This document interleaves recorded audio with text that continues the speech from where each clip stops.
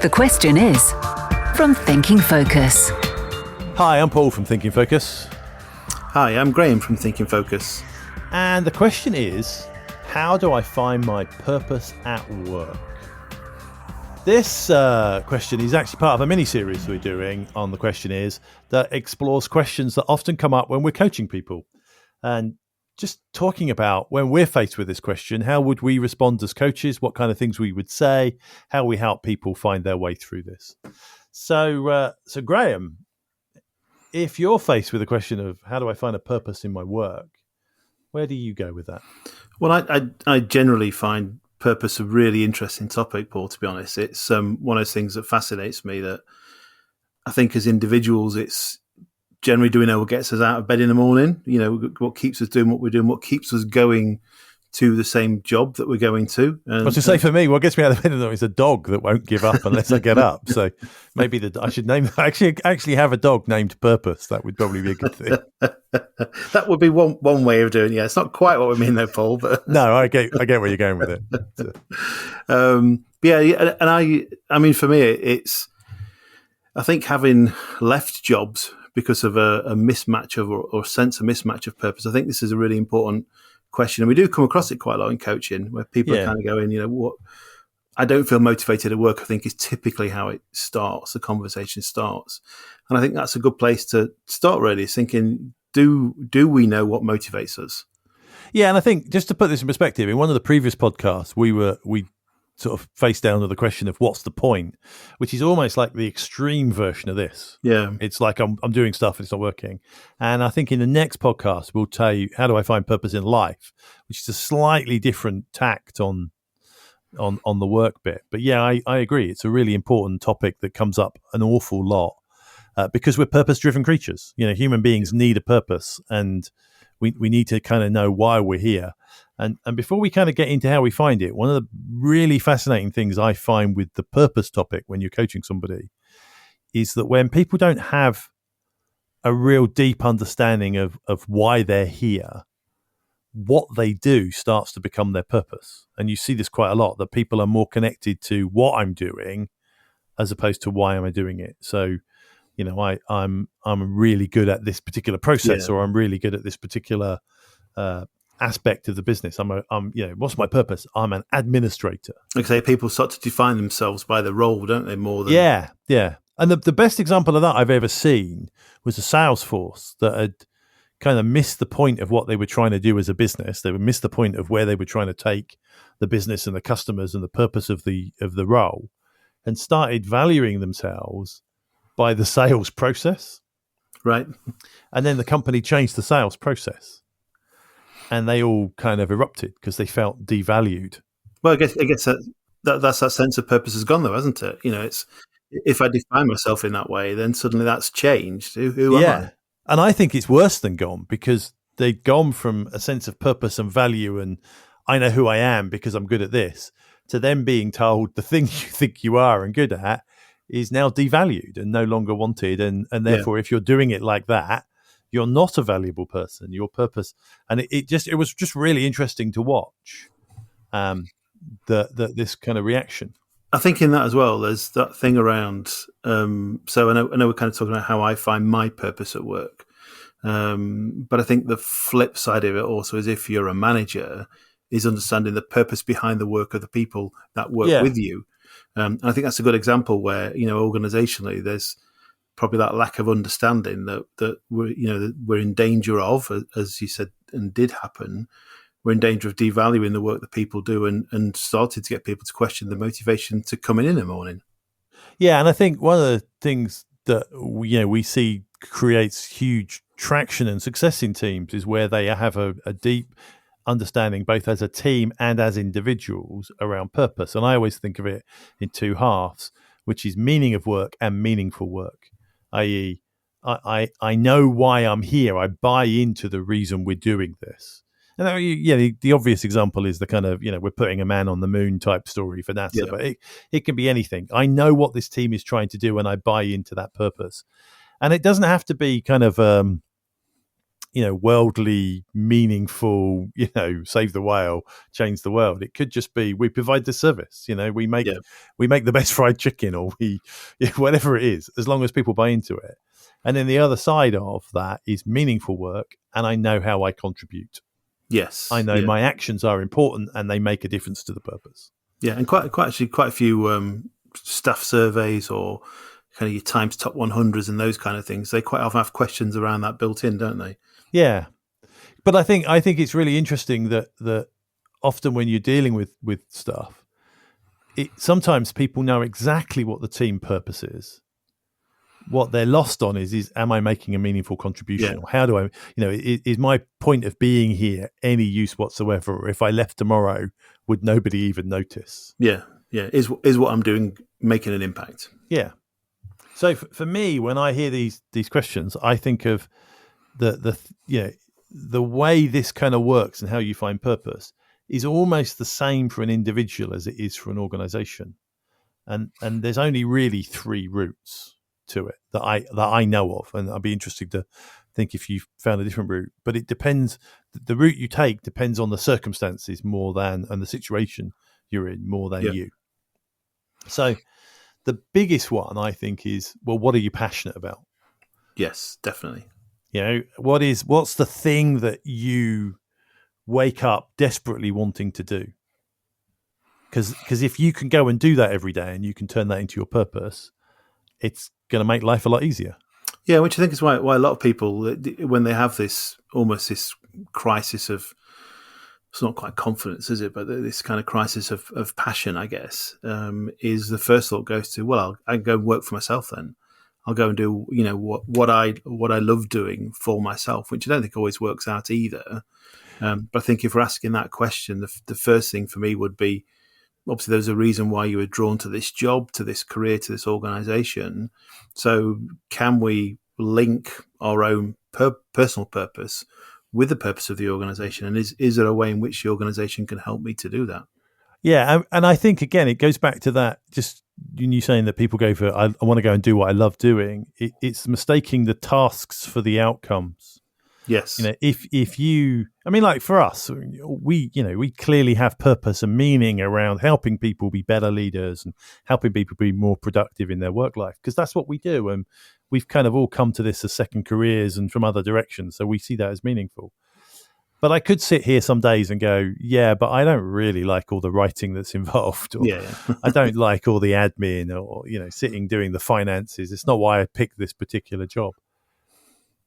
But every job has bits of it that, Oh, without a doubt, yeah. I think there's something in every job I've ever done that you go, it's the least favourite bit of the job or the least interesting part of the job, but you recognise it's there, and it's really interesting because I think, and when I kind of am coaching people around this topic, I use kind of my own example.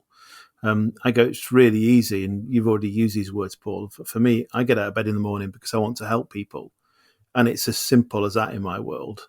And I've done roles previously where I've been delivering a qualification program. A part of that is marking assignments. And marking assignments for me when I did it just sucked the life out of me. I was ironically really good at marking, really good at the assessment side. But that's because you were grumpy while you were doing it, probably. Well, I'm grumpy most of the time.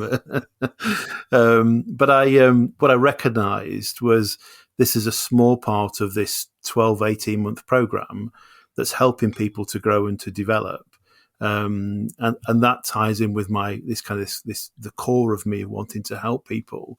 And then what I started to do was to think about, actually, can I reframe the marking of the assignments piece? And actually, how's that helping people, in terms of writing reports or whatever it might be, or being able to communicate. So, but I think you're right. There will be aspects of a role that you won't enjoy.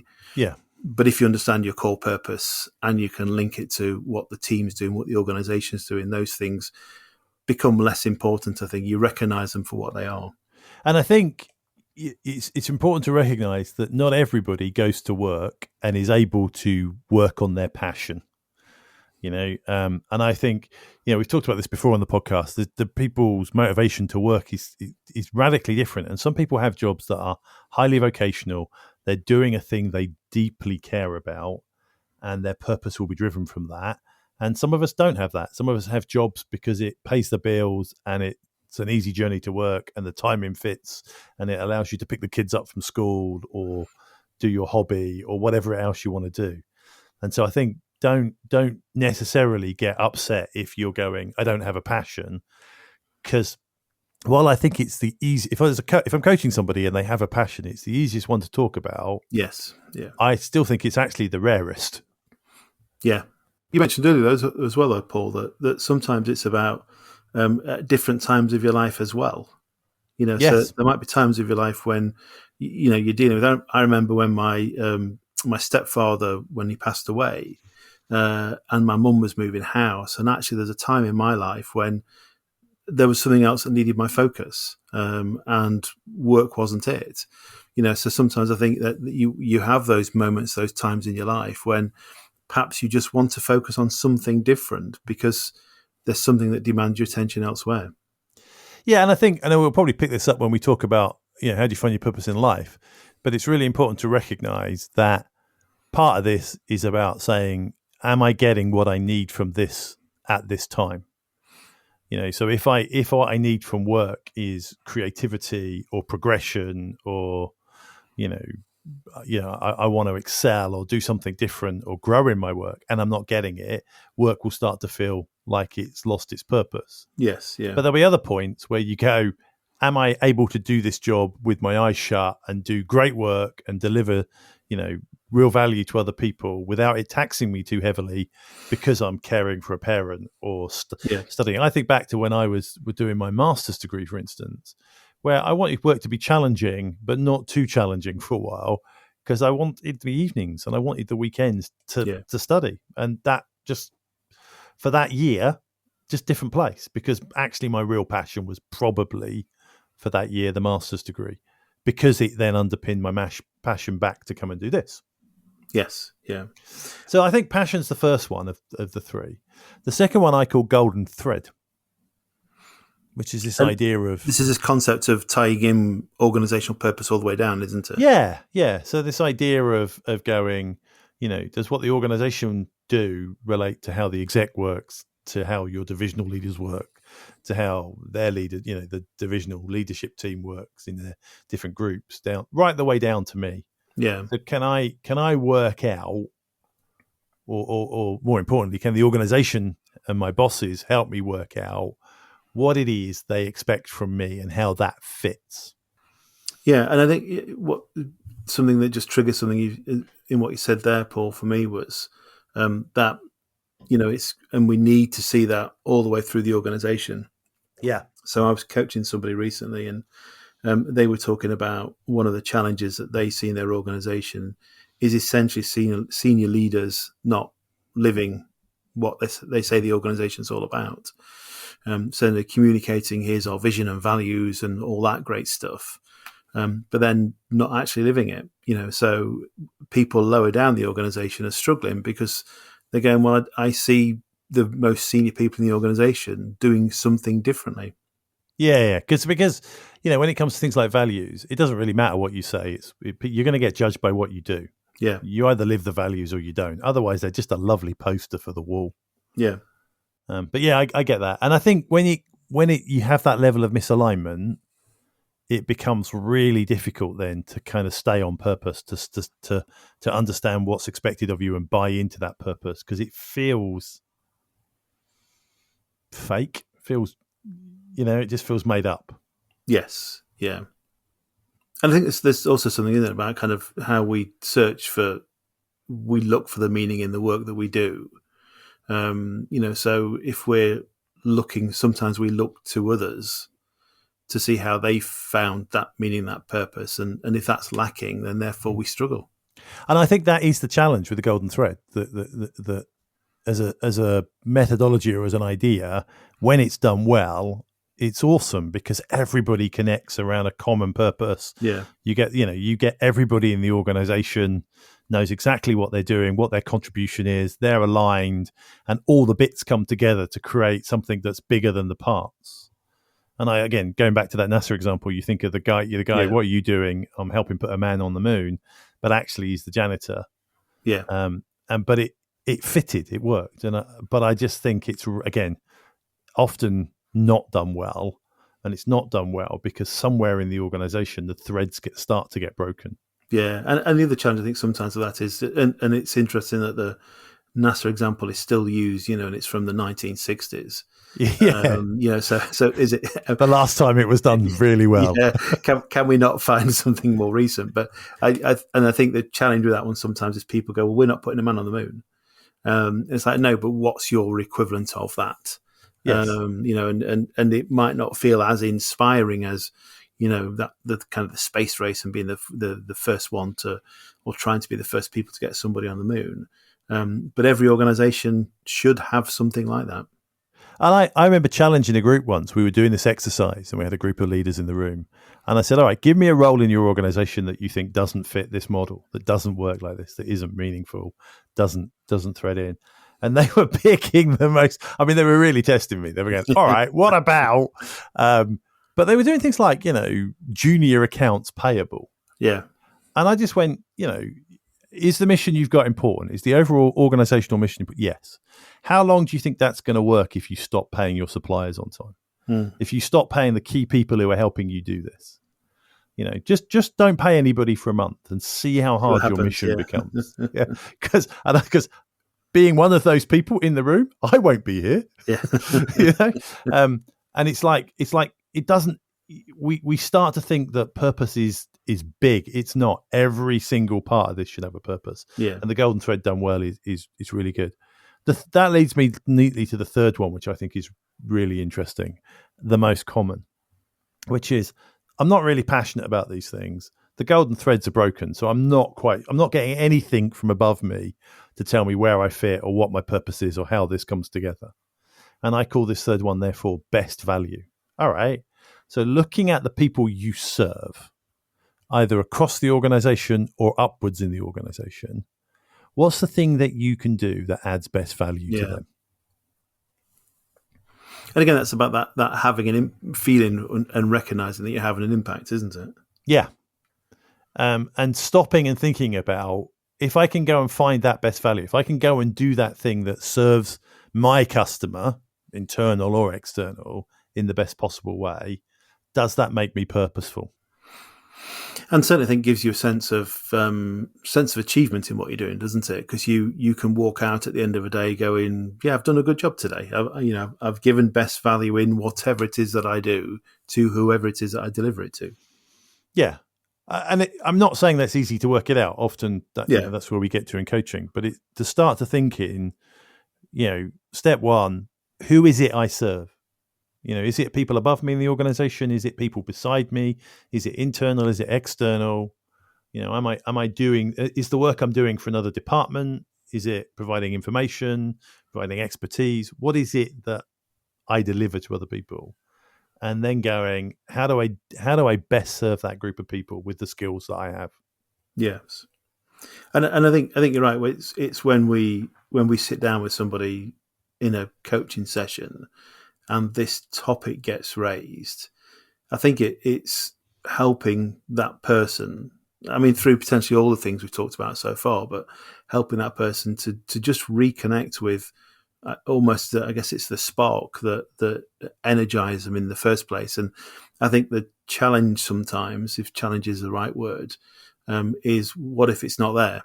What if the organization, say somebody joined an organization, they felt their passion, what motivates them is aligned, but over time that changed, and then I think these coaching conversations then become something different, don't they? It's what if you can't find it here? How can you add best value? Yeah, and how do you feel like adding best value? And if that's not working, then there's got to be a different conversation. Yeah, and I think for me, it's the deeper one that sits behind this and gets confused for this isn't, I don't have a purpose. It's actually my values and the organizational values or the rest of my team's values or my boss's values are completely misaligned. Yes. And that's a whole different thing. Yeah. Because I always think if your values are aligned, and your purpose is a little bit lost, you can re-find a purpose. You can find something to go, for now, this is where I'm going to be and this is the thing I'm going to do and focus on. If your values are misaligned, I think it's a much more complex task. Yeah. Perhaps there's another podcast in there. Next time on The Question Is... how important is this to you, really? Because is this about, actually, I need to make more money, find more money, or cut our cloth in a different way that allows us to do those things? To find out how Thinking Focus can unlock the potential within your organization, go to www.thinkingfocus.com, where you'll discover more about the work we do, helping our clients increase productivity and enable change.